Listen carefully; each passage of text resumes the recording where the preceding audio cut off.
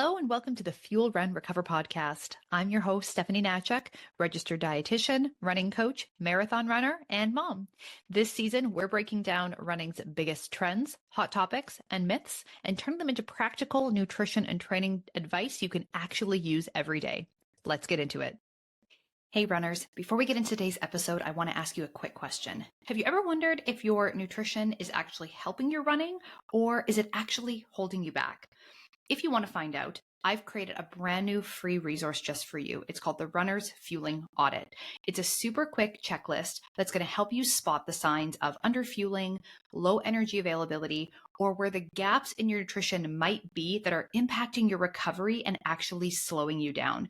It only takes a few minutes to go through, and by the end, you're going to know whether or not your fueling is on the right track, or if you really need to start making some changes to the way you approach your eating so you can start to feel stronger on every run, reduce your injury risk, and actually get the results that you're training so hard for. You can grab your free copy right now by clicking on the link in the show notes. Again, this is called the Runner's Fueling Audit. It's a free downloadable resource, and it's going to give you so much clarity on how you can start feeling smarter and running stronger. All right, let's dive into today's episode. Hello, everyone, and welcome to episode 1, season 4 of the Fuel, Run, Recover podcast. I am so glad and excited to be back. And of course, I'm so excited and glad that you are back as well. If you've been a long time listener of the Fuel, Run, Recover podcast, if you've been here with me since day 1, season 1, all the way to the beginning, I really want to thank you for your continued listenership and support and, just being here. I mean, we are going on year number 4 of the podcast, which is just so amazing. And if you're a new listener of the show, if this is your very first episode of the show, or maybe you've joined us somewhat recently, then welcome. And I hope that you enjoyed today's episode. I want to kick off season 4 with a teensy bit of controversy, which honestly, I think in this space, the Fuel, Run, Recover podcast probably will not be all that controversial, but it seems as though everything is a hot topic these days. But I want to talk about this because I think it's one of those, on the surface, very obvious, dumb, silly questions. But for people who are uncertain, unsure, second guessing, used to maybe not really being sure who to turn to for advice and good quality health information, it can start to make people spiral and question everything and be inconsistent and all that kind of stuff. So I want to answer the question today and get into what the heck is going on out there with telling women not to run. And you see these social media posts or blogs or people on podcasts and stuff, talking about how running is bad for women and how women should not run. And obviously, the answer to that is no. Of course, women can and should run. There is absolutely no bloody reason why women should not be running. But I want to dig into why people say this. What are the reasons given for why people might be saying this on their platforms, and how some of the reasonings and the, I'll call it warnings that were given about why or how running is bad for women sounds kind of legit, right? Because typically with health misinformation, generally with bad health advice or bad nutrition advice or things like that, there's always going to be that little grain of truth. There's always going to be that one little thing at the core that is technically correct. And then we just people will just run with it and start making all of these extra assumptions or extra, kind of taking a research study that was done on this one group in this one particular situation with these certain sets of characteristics and just saying, oh, well, this applies to everybody, right? Generalizing those claims to the whole population. And so it's easy to see how a lot of this misinformation can feel like it sounds kind of legit. It sounds like it might be true. And that is where people are like, oh, well, maybe I shouldn't be running. If my goal here is, better health or weight loss or improving body composition, maybe running is the last thing that I should be doing. And I should be doing a different activity or, light activity and not straining or stressing my body and that sort of thing. And so I want to like really break it down today and just kind of clear up all of this commentary and, ease your mind, hopefully, about why it is completely fine and completely safe for women to be running. And, just get into some of the nuances there and some things that we should, as not just female runners, but runners as a whole, we should be aware of, we should be looking out for if we're concerned about how the amount or the intensity of the running we're doing is affecting our health and performance. All right. So the first thing I do just want to say and just kind of get off my chest is, what really gets me about this topic and what really gets me about the subject that we're talking about today as a whole is just the fact that there even is commentary on this and how much commentary there is and how much there has always been commentary and questions and policing around what women specifically should or shouldn't be doing, right? At this like systemic policy making type of level, there are these constant opinions that often are not the opinions of women themselves, but the powers that be. The constant opinions and policing of our activities and our bodies under the guise of it being like for our own good, right? Like you can't be trusted to decide if you can do this activity or not. So we're going to make it so that you can't do this activity because we know better than you. And I know that like on the internet these days, men are just as bombarded with like health messaging and like, you need to be doing this. Like if you want to be a real man or like whatever, all the crazy stuff you see out there, but like targeted specifically at men, there's a lot of health messaging, a lot of like things that you should and shouldn't do and this and that. And, you're swimming in the same soup that we all are with this kind of stuff. And it's aimed at you guys too. But it has historically not been on the same larger systemic level, right? Like if we go back a little bit into the history of women's running as a sport in general, for some of you who don't know this little bit of history about like women's competitive running, it's absolutely nuts. It's nuts.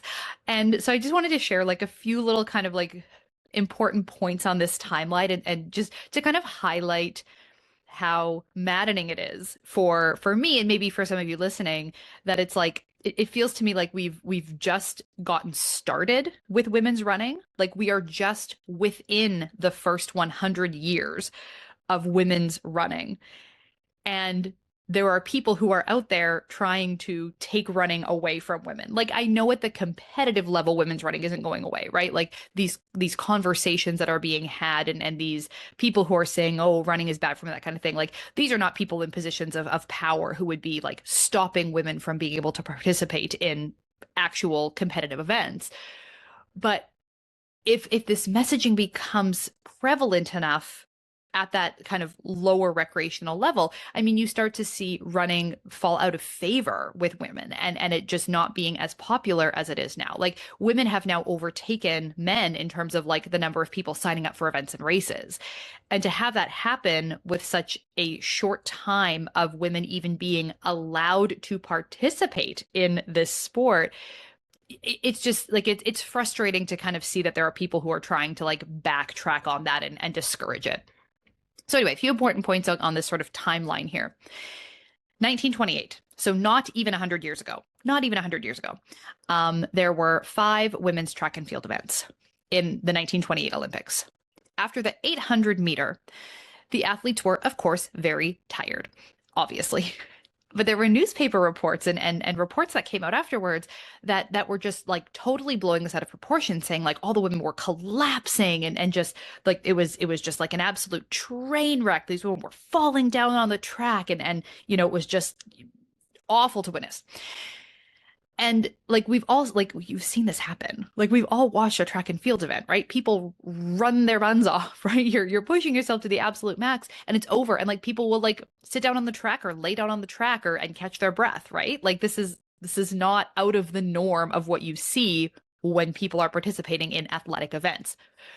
But these reports just totally blew it out of proportion. And because of these claims that like weren't even necessarily true, and even if they were, it wasn't like these people were not collapsing because they couldn't handle it or, what they did, the International Olympic Committee, what they did after this happened was they capped women's running events at only 200 meters. So from then on, there was a limit, and women could not participate in events that were longer than 200 meters. And some of the things that they were worried about was that like if women ran further, like they literally thought that like women could not run a marathon. Like it would like kill us. And our uteruses would fall out and whatever. Like we were too sensitive or flimsy or whatever. And we literally like actually physically could not run a marathon. So that was 1928. And then it took until 1960 for there to actually be a 800-meter women's track event again. So I don't know how many years that is. 32 years it took. So what's that? 8 Olympics. 8 Olympics later, they finally bring the 800-meter women's track event back. I mean, think about that. Like some of you listening might have already been born by then. I mean, one of my parents was born by then, my other one wasn't quite, but like this is not crazy ancient history. Like this isn't so far back that it's like, wow, you know, many of our parents were alive during this time already. And then in 1967 is when Kathleen Switzer was the first official woman to run the Boston Marathon. But I mean, we all know that story and those first women that were venturing into those marathon courses. I mean, they were not welcome there, right? There was still huge pushback from the running community and from the officials at these events of feeling that women were not able to do this and should not be doing this. So 1972 is when the New York City Marathon actually allowed 10 women to participate. There were 10 female participants that were allowed to run the 1972 New York City Marathon. And then it took until 1984 for there to be a women's Olympic marathon. Like 1984. I mean, a lot of you listening were probably alive in 1984. I was not quite, but still, right? Like this, again, this is not ancient history. This is not like it's just wild to me. 1984 was the first actual women's Olympic marathon. So, and this is why, you know, and since then, women's running, there are still massive disparities. There are still massive inequalities. There are still huge issues in women's versus men's sports, in all women's versus men's sports. But again, this is why I just get like so passionate about this, because I hate the messaging that even gives any teeny little indication or plants that seed of women shouldn't be here, women don't belong here, women shouldn't be doing this, women shouldn't run. Because I feel like in so many ways, we are just starting to be allowed to run. Like this, we're just getting going with running. And now there are people who are trying to, you know, take it away or at the very least discourage our participation. And so, you know, I don't want to see women seeing these messages, especially young women who are, you know, obviously can be a little bit more susceptible. I don't know, maybe older women too. I don't know. People are seeing these messages, they're susceptible to these messages, and they're going to either leave the sport of running or not take up the sport of running because they are afraid that, you know, running is what's going to wreck their health, right? We're trying to be healthier. We want to do what's right for our bodies. We think that running is good for us and a healthy activity to do. And then we're seeing the opposite. Like, oh no, is this actually like ruining my health? And then we move away from it. And to me, that's just so sad. So I want to dig into, because if you are someone who's listening to this and you have seen those messages, or maybe people have said to you like, oh, you know, you're going to have crazy high cortisol, or it's going to ruin your estrogen, or, you know, whatever. Why do people in our modern day get on their blogs, get on their podcasts, get on their social media accounts and make the statement that running is bad for women? Because we no longer have limits or rules or regulations about like women not being allowed to competitively participate in certain events. And we have millions upon millions upon millions of runners, female runners every single year participating in these events, whether it's, you know, your 5K up to your ultra races and, you know, everything up to the Olympics. So obviously there are lots of women who do run and seem to do fine with it, yet we still have people who are saying like, you shouldn't be here, this is bad for you. Now, of course, I have seen posts where, I kid you not, there are people who just personally feel that running makes women less attractive, whether that is our faces or our bodies, or I don't know, just like having a hobby or an activity, they don't think runners are sexy. And it's like, okay. I mean, we can all agree that like that we're not even gonna start there. Like we're not even gonna like give that any attention or time. And I know some people will probably say like, oh, Steph is just rage bait. Like you're falling for the rage bait. Like don't let people suck you in and that sort of thing. And like maybe that's the case. Like maybe the people who are making this content, they know that they're just rage baiting and getting people fired up and all that kind of stuff. But I hate it because at the very least, like people are just doing it like for the views and for the chaos and whatever. But people are going to see that. Women are going to see that and start to question sometimes, right? Like you're going to question if maybe you shouldn't be doing this thing because it does ruin your body or ruin your face, or like there was something about like cortisol face. Was that a thing for a while? Yeah. So anyway, onto the hormone conversation. Um, the more sinister argument, right? Not just talking about like looks and aesthetics and some person's personal, you know, sexual preferences and whatever. But the more sinister argument, kind of underlying sinister argument being made, is the one about hormones. And hormones, as you probably know, are a very, very hot topic right now, very trending topic. A lot of people are talking about hormones, are concerned about their hormone levels. We're seeing more programs and people and stuff kind of aimed at like fixing hormones and hormones being blamed for a lot of health problems. And there's also been a huge shift towards a lot more conversations and a lot more resources and support around people who are going through perimenopause. And so in some instances, I think this like appreciation for hormones and sort of this thought and attention to hormones is a good thing. But of course, the pendulum always swings too far. And we see it kind of come out the other side of hormones being at like the core of everything for some people. And that's not necessarily the case either, right? Like they are not the be all end all of health or fitness or anything like that, but they are definitely one piece of our health and our fitness and our performance. So the argument that is made is about how essentially the stress or the strain of running causes this excess amount of stress strain in a runner's body, a female runner's body. And that can be negatively impacting that runner's overall health, despite doing something that is generally seen as healthy, which is running. So you're doing this thing, you're taking up running, you think you're doing the right thing, doing all your running, but meanwhile, like behind the scenes, your hormones are just like going crazy and wreaking havoc, and you're just, doing horrible things for your health by running. And so, I mentioned that the big one that we're having a lot of conversations about right now is cortisol, right? Like big, scary cortisol. It's a hormone that's involved in our stress response. And of course, it is influenced like things like intense exercise. So, yes, absolutely, right? Doing an intense workout, a lot of intense workouts, long workouts is going to increase our cortisol levels temporarily. Temporarily.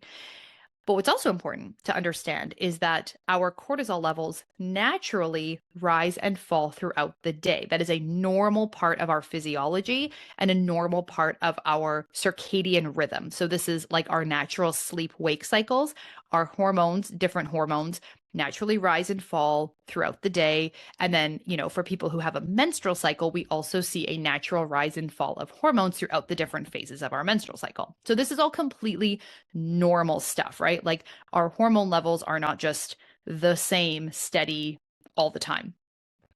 But running is sort of described as this like chronic stressor that is spiking our cortisol levels, keeping those cortisol levels higher than they should be for longer than they should be, and essentially is keeping women stuck in like fight or flight mode, right? Like this chronic stress state. So this is what's leading to, you hear terms like adrenal fatigue, unwanted weight gain, unwanted change in body composition. So we're like gaining fat, losing muscle, fatigue, burnout, and just, again, wreaking havoc on our health and just totally wrecking our health. So some people even kind of say running as a sport is just too stressful for the female nervous system. And we just like should not be doing that level of intense exercise, right? These people will also sometimes claim that like women should just do like Pilates, light workouts, like just, not do so much high intensity exercise. And again, like with everything, there's always this little grain of truth, right? Like, no, nobody, male or female, I don't care who you are, nobody should be doing super long, super intense workouts every single day of the week, right? Everyone needs rest, everyone needs recovery. And it does, like running or not, running or like a boot camp class or like Orange Theory or swimming or cycling or like, again, whatever you're doing for exercise, if you're doing too much high intensity with no recovery, poor rest, poor sleep, not enough nutrition, right? Like if you're not supporting your body to keep up with the demands of the training, then yes, you're going to have problems, right? But a normal amount of running, a healthy amount of running, and yes, that even includes training for things like marathons or ultras, right? Like we're not talking about, oh, you can like only run 5K or something. It's about how much can you recover from, right? You have this amount of demand of your training and you need your recovery to match it. And this is also why we don't try to run marathon after marathon after marathon throughout the year, right? Because we do need that rest and recovery time after a heavy training block, like a marathon training block or an ultra training block or something, right? Like if we understand the ideal nature of training and periodizing our training and adapting our nutrition for our training demands, sleep, like managing stress in other areas of our lives, like all of these things, we can see very clearly that the issue is not the activity. The issue is not the running, right? This is not a whether you're running or whether you're not running. It's everything else around it. How much running are you doing? Are you feeling properly? Are you recovering well? How much stress do you have in your life outside of running? Like that's the key. That's the important thing, right? It comes down to energy availability and capacity to recover, not whether or not you're running. So then I've also seen claims around running, suppressing hormones, progesterone, estrogen, messing with thyroid function, messing with insulin levels. People say that running apparently, lowers progesterone and disrupts our estrogen balance and, leads to infertility, makes it easier to gain weight and harder to lose weight. And you lose muscle and you gain fat and you lose your hair or get crazy hungry, like all of these things, right? You see so many claims around like why running is so bad. And it often comes back down to like running is messing with your hormones. And this is the impact of these messed up hormones. And hormones are important, right? Like I will never say that hormones are important. Of course they are. They do so many things for our health. They have so many functions in our body. But I think it's it's very trendy right now. It's a very hot topic right now to be talking about hormones and focusing on hormones. And it can be challenging to nail down hormone levels and are they optimal. A lot of people don't have ongoing access to getting things like blood work done. So we're basing a lot of this stuff on symptoms, which are can be a little bit subjective at times. And if we're not monitoring our hormone levels, getting things tested, trying something and seeing if it's working, are our hormones even out of whack? Like we have to be doing this in a really strategic way if we're going to be focusing and thinking about hormones. We should not just be assuming that our hormones are wrong or bad or out of whack and then doing something to try to fix it without any indication that it's actually a problem in the first place. Anyway, once again, with all of these other claims, all of these other physiological implications of hormone dysregulation, like we're looking at the extremes of overtraining, the extremes of underfueling. Yes, these things are going to impact a runner's health and a runner's well-being and a runner's performance, potentially long term, right? Like there are potentially very long-term issues with excessive training and underfueling, right? We know that. This is called relative energy deficiency in sport, and it is a serious problem. And it is a prevalent problem in the running community because of the abundance of issues with underfueling. But the running itself is not the problem, right? It's the underfueling, it's the not eating well, it's the diet culture, it's the smaller is better, lighter is faster, like that kind of messaging that really gets in the way. But instead of like these claims saying, okay, well, because of all this, maybe women just shouldn't run. A much better framing of these messages would be like, hey, if you're going to run, make sure that you eat well and recover well because you don't want to have low energy availability or relative energy deficiency. But I mean, that is what I do on all of my social media accounts is, go on and on about this stuff. And that just isn't as sexy messaging. Like that's just not going to make a big splash versus someone getting on there and this big proclamation that running is bad for women and you shouldn't do it. And so these sort of more balanced messages of, hey, you know what, actually we need to have like a better fueling plan, or maybe you need to just like periodize your training and not try to run like a marathon every couple of months throughout the year. That's the stuff that it's just not going to get as much attention.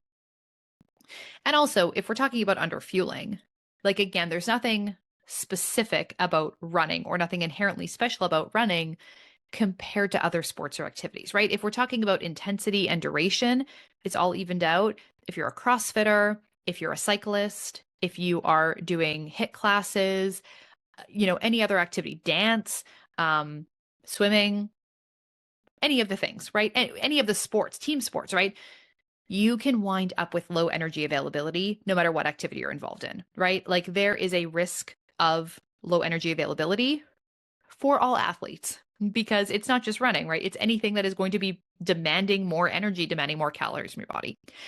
So if we boil it all down, like each one of these specific claims around running, hurting women's hormones, or not working naturally with our female physiology is really solved by having the right balance of volume of running, intensity of running, balancing that with our rest and recovery, and making sure that we're fueling adequately for the demands of our training.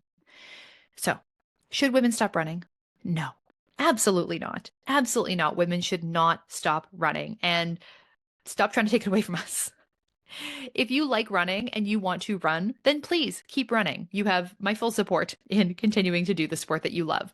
But if you think that you need to be a runner, like if you're listening to this and you're like, but at the end of the day, I don't know if I really want to run. I would be happy for someone to tell me that I shouldn't run because I actually don't want to.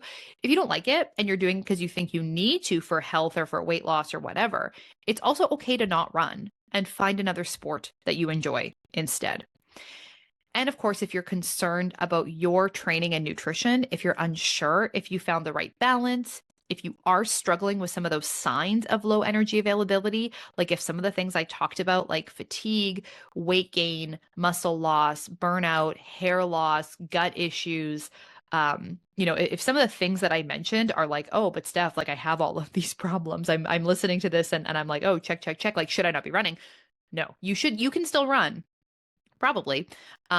We just want to make sure that you're doing it in a healthy way, right? And that you're fueling yourself properly and giving your body the nutrients that it needs to keep up with the demands of your training and allow you to recover completely in between those workouts.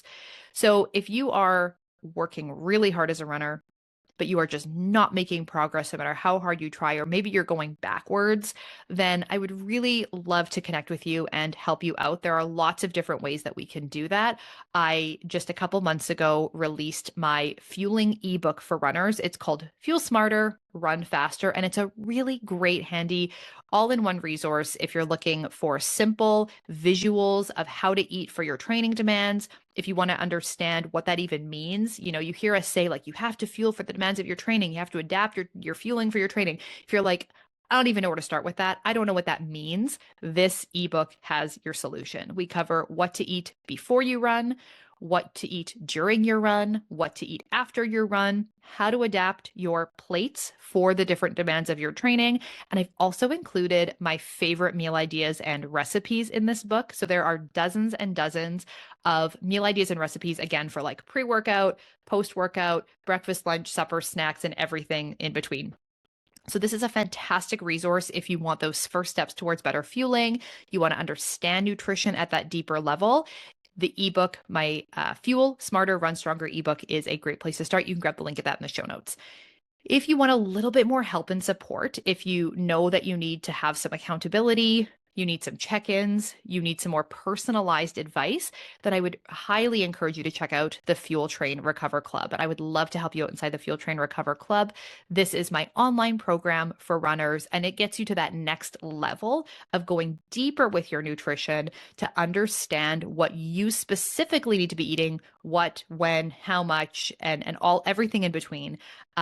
By working with me, you get personalized meal plans. So you get an app that gives you personalized meal plans right at your fingertips, gives you exactly what to eat and when, recipes included. We also have training plans in there, weekly check-ins, and the ability to get some one-on-one coaching from me when you get stuck or need help.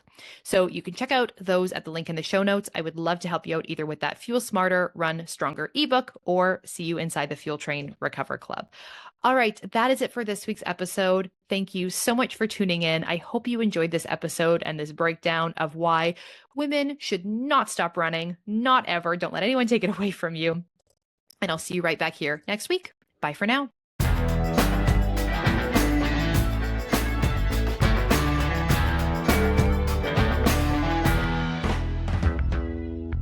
The information on this podcast is for educational purposes only and is not to be used or relied upon for the diagnosis or treatment of any health condition. This information does not create a client-practitioner relationship and should not be used as a substitute for professional medical advice.